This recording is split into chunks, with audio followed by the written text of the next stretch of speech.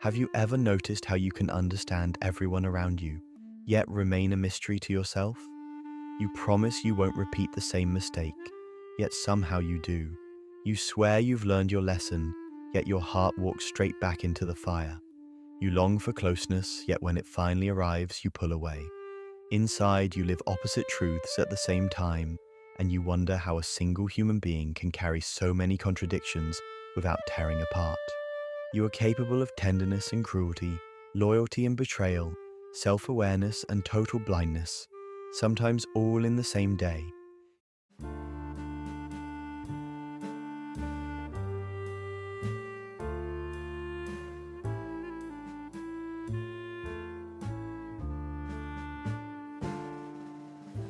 You see it in relationships that begin with warmth and unravel into silence. A couple once spoke in softness, now they speak only in wounds. Each believes they are misunderstood, each feels justified, and neither remembers how it turned into war. You see it in ambition too, in the way you sabotage your own progress just when the future finally opens its door. You hesitate, delay, overthink, and retreat. Later, you call it fate, but deep down, you feel it was something inside you that quietly pulled the brakes, and sometimes it erupts without warning. A single sentence wounds you far more than it should. A harmless comment ignites anger that feels ancient. You react, then later replay the scene in your mind, confused by your own intensity. Why did I do that? You ask yourself in the quiet after the storm, but the answer rarely feels logical because it was never born from logic. Psychology tells us that much of what drives you operates beneath awareness, inside neural pathways laid down long before you ever learned the language of reason. Your nervous system learned patterns before your mind learned meaning. Long before you knew who you were, your brain learned what to fear, what to cling to, what to avoid. Like a shadow that grows with you but never shows itself directly, those early lessons still shape your reactions today. You walk through life wearing a mask you didn't consciously choose. You call it your personality, your temperament, your flaws, your just who I am. But beneath that face lives something older, something quieter, something formed when survival mattered more than understanding. The monster within is not evil. It is protective. The mask is not fake. It is adaptive.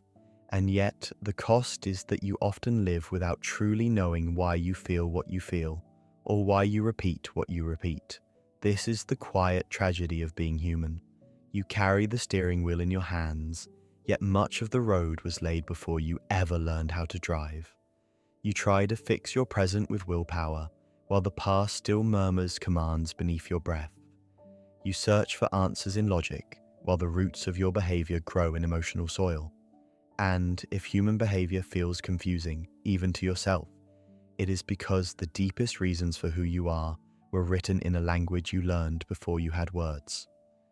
To understand the human mind today, you must return to where it first learned how to survive.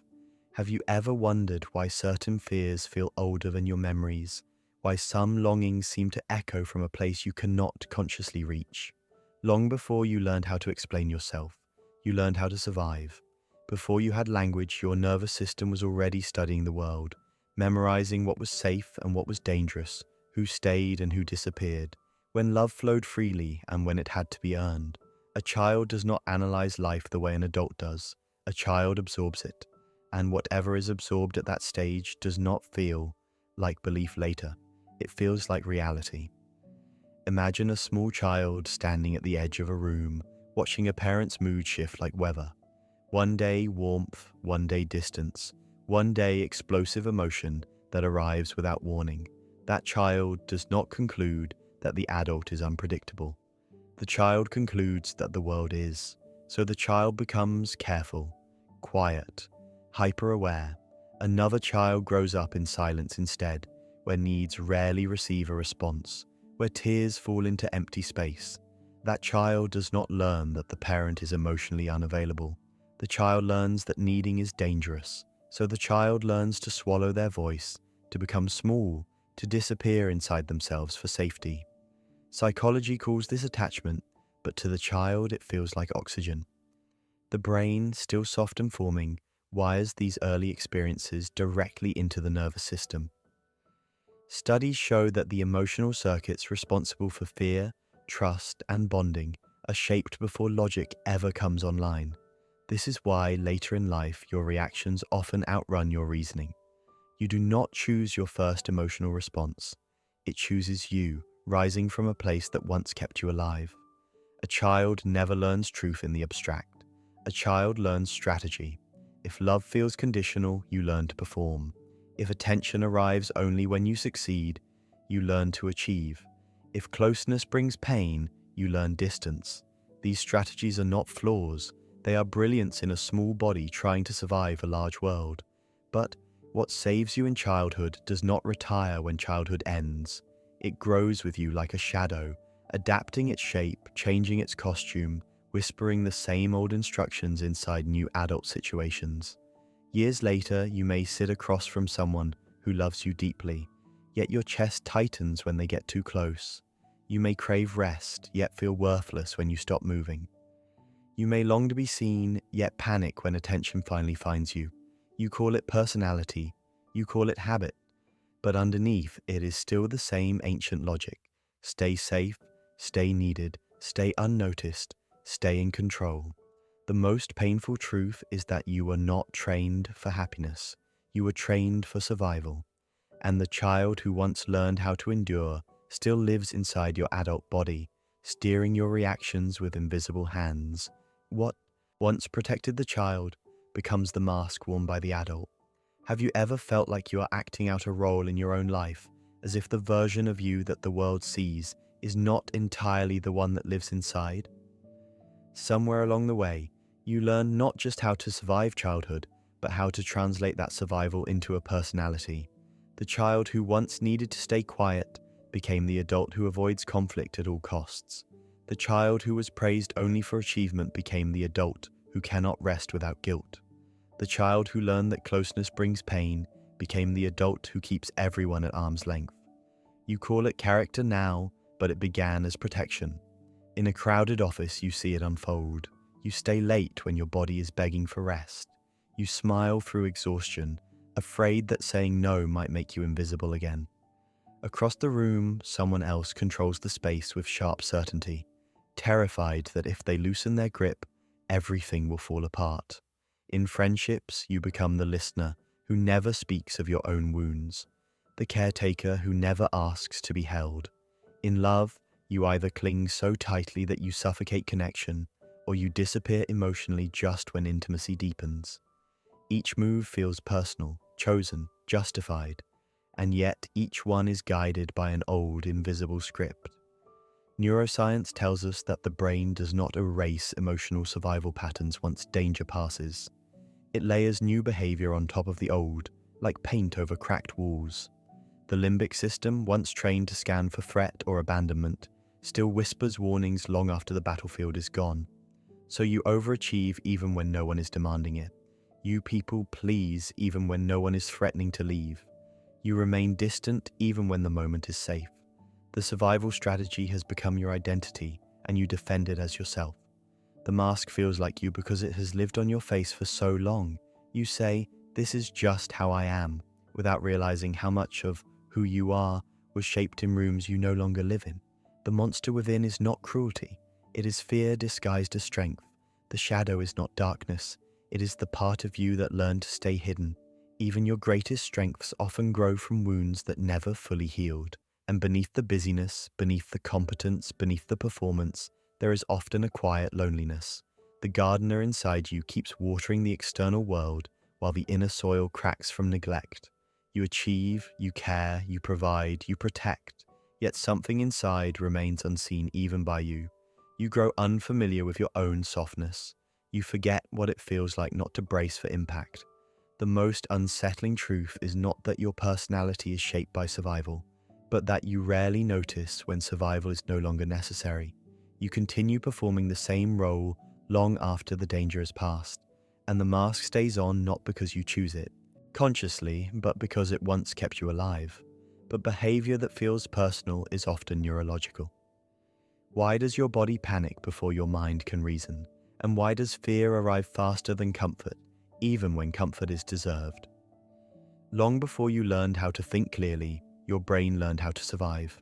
In the earliest years of life, when your world was small and your dependence absolute, your nervous system was already mapping danger and safety with ruthless efficiency. The amygdala, that ancient alarm system buried deep within your brain, began its quiet work before language ever touched your lips. It did not ask whether fear was fair. It only asked whether fear was useful. A child does not need to understand trauma for trauma to understand the child. One raised in emotional unpredictability learns to scan every room for mood shifts, reading faces like weather patterns. Another raised in emotional absence learns that silence is normal, that needing is risky. Neuroscience shows that these early conditions shape the wiring of emotional memory itself, embedding reactions into the body long before they ever become thoughts. This is why later in life your chest tightens before your logic speaks, why your heart races when the present does not truly threaten you. Your nervous system is not reacting to now, it is reacting to then. Attachment theory explains that the brain forms its blueprint for love through early bonds. When care is consistent, the nervous system learns that closeness is safe. When care is unstable or cold, the nervous system learns that closeness is dangerous. And once the brain learns that lesson, it does not easily unlearn it. Even in adulthood, when you sit across from someone who wants to love you gently, part of your body may still wait for impact. You are not broken, you are patterned. Trauma does not live only in memory. It lives in muscle tension, in breath held too often, in the reflex to flinch emotionally before harm arrives. Your prefrontal cortex, the part of the brain that reasons and reflects, wakes up much later than your survival circuitry. By the time logic enters the conversation, fear has already chosen its stance. This is why you can know you are safe and still feel unsafe. Knowledge and safety are not the same to the nervous system. You may punish yourself for reactions you should be over by now. You may resent your own sensitivity, your withdrawal, your anger that flares too fast, but your brain does not prioritize happiness. It prioritizes survival. And survival, once learned under threat, does not easily loosen its grip. The monster within is not madness. It is an overworked guard that never got the message that the war ended. This is the quiet tragedy of the human condition. The very system that once kept you alive can begin to limit how fully you live. The brain that learned fear first will always struggle to trust love without trembling. And yet, what protects us can also become our prison. Have you ever wondered why the very things you do to protect yourself often become the same things that quietly destroy you? Somewhere along the way, survival stops being a shield and starts becoming a cage. The mind that once learned to hide now refuses to be seen. The heart that once learned to stay alert now never truly rests. What once saved you begins to turn against you, not with violence but with slow, patient erosion. You see it in the woman who craves love, yet sabotages every relationship that comes near her. When intimacy deepens, her shadow whispers danger, and she pulls away with sudden coldness, convincing herself she simply loses interest. You see it in the man who controls everything, his schedule, his emotions, the people around him, because chaos once broke him. Now, love feels like a threat unless it comes with guarantees, and no human heart can provide those. The armor that once protected now suffocates. Psychology calls this the shadow, the hidden parts of yourself you learn to exile because they once felt unsafe, shameful, or overwhelming. Anger buried under politeness, need disguised as independence, fear hidden beneath ambition. You feed this shadow in silence every time you deny your own softness, every time you pretend not to care, every time you punish yourself for feeling too much. The monster within does not grow because it is evil, but because it is starving for recognition. Addiction often grows here, not as a hunger for pleasure, but as anesthesia for unresolved pain. So does emotional withdrawal, the slow fading from conversations that once mattered, the quiet vanishing inside crowded rooms. Even self-sabotage follows the same logic. You begin to destroy what might heal you, not because you enjoy suffering, but because unfamiliar peace feels more dangerous than familiar pain. Neuroscience reveals that the brain seeks what is known, not what is healthy, so it pulls you back into patterns that hurt simply because they are predictable. The garden inside you goes dry not because you refuse to water it, but because you were never taught how to touch your own soil without fear. Resentment builds not always toward others, but toward yourself for feeling so tired, so restless, so divided inside. This is the great paradox of the human shadow. You harm yourself in the name of self-protection. You push away what might save you because your nervous system confuses healing with danger. You become both the wounded child and the harsh guardian standing at the door of your own heart. And perhaps the most painful part is how invisible this struggle feels. From the outside, you appear functional, composed, even strong. But inside, the war continues in whispers, in sleepless nights, in the quiet ache that never quite leaves your chest. You are not broken, you are patterned, and yet what you call your flaws are often just survival instincts that never learned how to stand down. And society quietly applauds many of these wounds. Have you ever wondered how a world that celebrates success so loudly can leave so many people quietly empty inside? From the moment you step into society's rhythm, you are taught what earns applause and what must be hidden. You learn that exhaustion is ambition in disguise, that emotional restraint is maturity, that needing too much is weakness. You learn to trade your nervous system for productivity, your softness for performance. And slowly, almost imperceptibly, you begin to confuse survival in the world with understanding yourself. You see it in the child who brings home perfect grades and receives praise only for achievement, not for effort, not for feeling. That child grows into an adult who believes rest must be earned through suffering. You see it in friendships where you are admired for being strong, for never breaking down, for never asking for anything. So you learn to swallow your fear, your loneliness, your quiet wish to be held without explanation. Society calls that independence. Your nervous system calls it abandonment rehearsed daily. In love, the lesson becomes even sharper. You are told that jealousy is passion, that emotional distance is mystery, that not needing anyone is power. So you wear the mask of self-sufficiency, even when your inner world is a garden without water, cracking beneath the sun. You perform composure while the shadow grows heavier behind your ribs. You are rewarded for being agreeable without boundaries, for giving without asking, for staying silent when something inside you is screaming. And the applause never asks whether you are okay. Philosophy warns that when a culture fears vulnerability, it manufactures masks. You are taught how to be impressive long before you are taught how to be honest. You are shaped into roles: provider, achiever, caretaker, rebel, forced to play parts that look powerful from the outside and feel suffocating from within. Over time, you forget that these roles were learned. They start to feel like your essence. You begin to believe that your shadow is your identity. Neuroscience shows that social reward activates the same circuitry as physical safety. So, when the world applauds your emotional disappearance, your brain registers it as protection. You learn that being unseen can be safe. You learn that being numb can feel controlled. You learn that being busy can keep the monster within quiet. And so, you run, through work, through approval, through endless self-improvement, mistaking motion for healing. But beneath the polished surface, the cost accumulates. The loneliness does not vanish just because it is productive. The fear does not dissolve just because it is hidden behind a smile. The resentment does not fade just because you call it discipline. You become fluent in performance and illiterate in yourself. And the most dangerous illusion takes root, that being accepted by the world is the same as being at peace inside your own skin. And the cost of this misunderstanding is paid emotionally. Have you ever felt exhausted by a life that looks perfectly fine? From the outside, the house is quiet, the lights are off, and you lie awake in the dark, staring at the ceiling while your mind refuses to rest.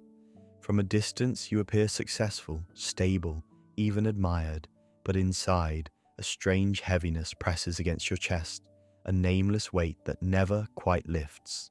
You tell yourself you have no reason to feel this way, and yet the feeling remains. This is the quiet consequence of not knowing who you are beneath the mask you've worn for too long.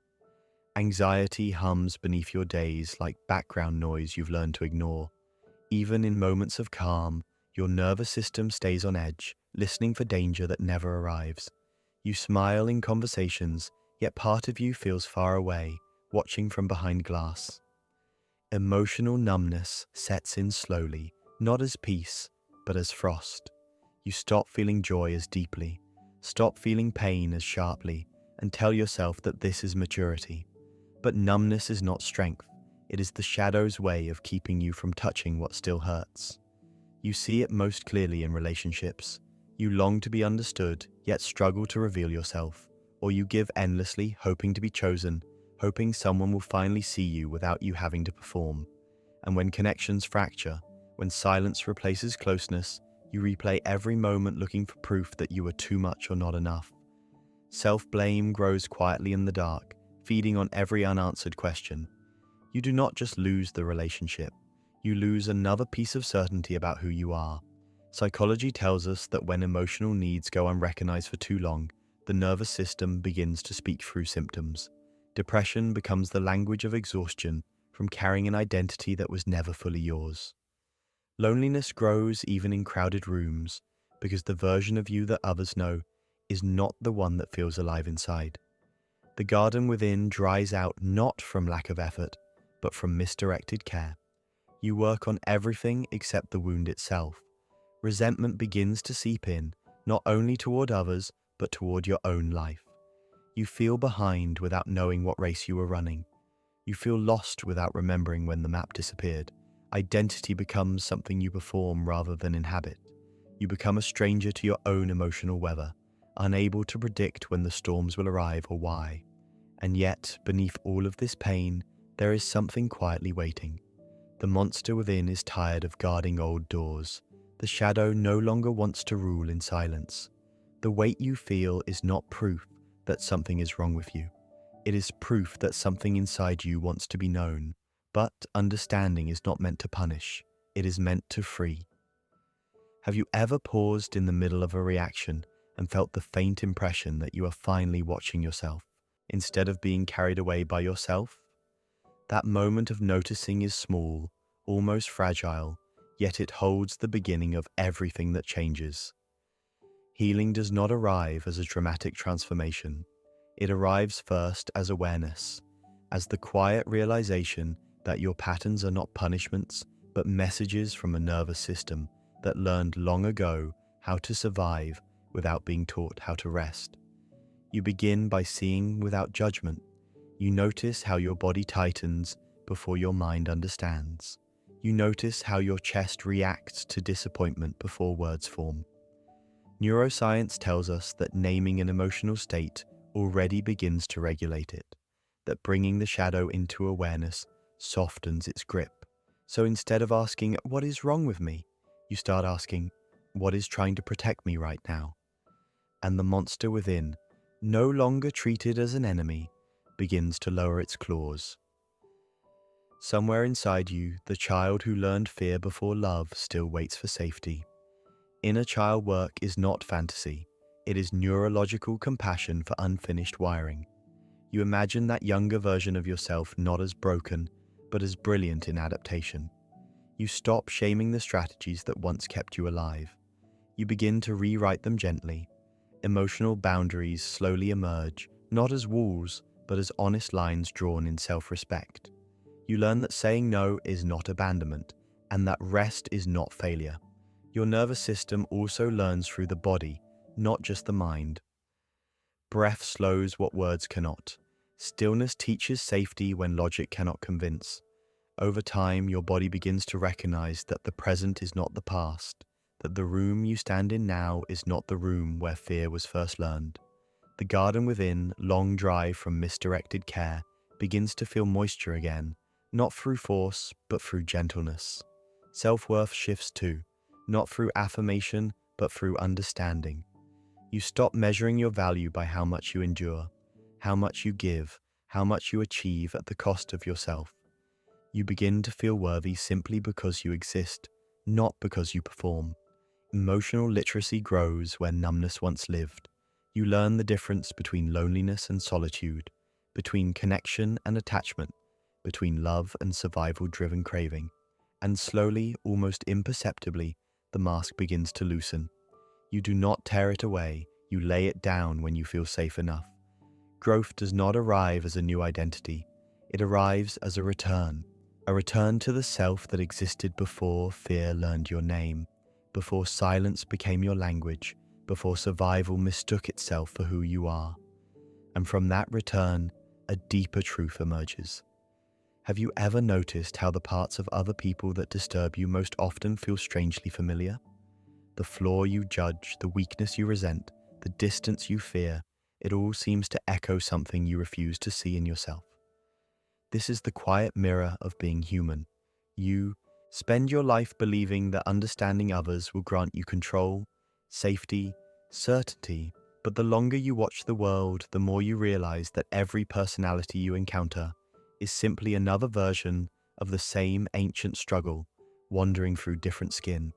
A child once looked into the eyes of the world and learned whether it was kind or cruel. An adult now looks into the eyes of others and repeats that lesson without remembering where it came from.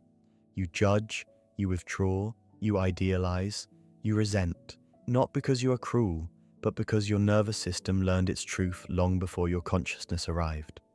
Every defense you meet in another person is a shadow that once protected a child. Every wall you collide with is a memory that learned how to survive without words. Philosophy whispers that identity is not a thing you possess, but a story you inherit. You walk through life wearing a mask that once saved you, mistaking it for your face. You peer into the hearts of others trying to decode their motives, when the deeper question is why their behavior awakens something unresolved inside your own chest. The monster within, the one you feared all along, was never evil. It was only guarding a wound you were never taught how to touch. Neuroscience reminds us that the brain does not separate self from other as cleanly as the mind imagines. When you observe pain, your body remembers its own. When you witness fear, your amygdala answers with ancient recognition. This is why compassion feels heavy and judgment feels sharp. One moves you closer to your own truth, the other keeps you safely distant. And most of us choose distance not because we are cold, but because closeness requires us to see what still trembles inside. You spend years trying to heal relationships, careers, habits, failures, without realizing that every conflict outside mirrors a conversation you are avoiding within. You try to master life without first learning how to sit with your own reflection without flinching. You chase certainty in a world built on uncertainty, forgetting that the only stable ground has always been awareness itself. To understand humans is not to dissect them into neat explanations. It is to stand quietly inside your own contradictions and stop running. It is to recognize that every mask you encounter is a story of survival, that every judgment you cast is a wound asking not to be exiled, that every fear you hide is a forgotten child waiting for language. And perhaps the most unsettling and comforting truth of all is this: the more you understand the human condition, the less foreign your own pain becomes, until one day you realize that the mystery you chased in others was always the mirror you were afraid to look into.